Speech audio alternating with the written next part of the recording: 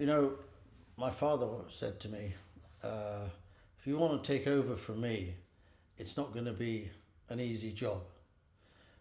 We're constantly accused of being communists or spies. That's going to happen to you.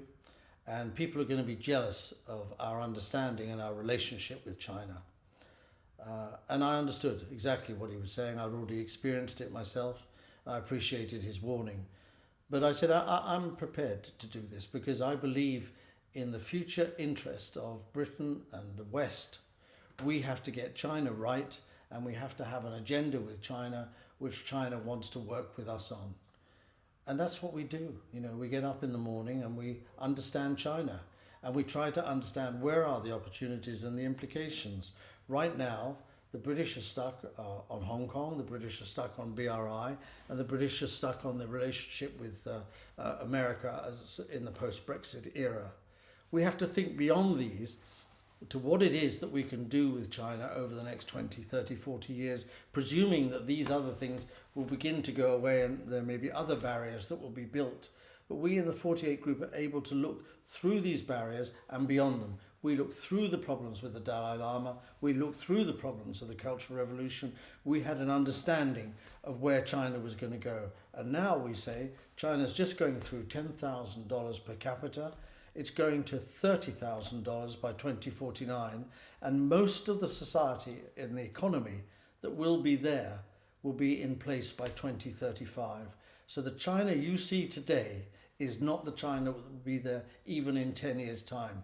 We're going to see the building of three major metropolises, one stretching throughout Guangdong from Hong Kong and Shenzhen across the whole of Guangdong. That will be in the region of 100, 120 million. There'll be one in the Yangtze Delta stretching from Shanghai to Nanjing and areas north and south. That'll be another 100 to 125, 150 million people, and the third one will be around Beijing and Tianjin and Hebei province. That may be a little less. There's a fourth one around Chongqing and Chengdu. People are not even realizing yet that China has made a decision to move away from the small towns and cities that was the basis of their policy, and the provinces was the basis of their policy, to these major regions which will contain the major populations. So we're looking way out ahead when we're trying to explain to people what you should do with the China. When people say to us what we have been saying to the Chinese for the last 50 years, that London's financial centre is of great value to China, what they're not hearing us say to them, people over here, is China is building new global financial centres across BRI, 4 or 5 of them, and they will impact London. Instead of sitting in London trying to bring the Chinese to London, they will come to London because we've got a lot of captive things here. But we will be losing our market share within 5 to 10 years unless we go out and participate in these new financial centres in the world. Where are the big data centres of the world? Who is moving them? China. Who's moving the major special economic zones? China. We have to understand that China is on the move into a period between now and 2035.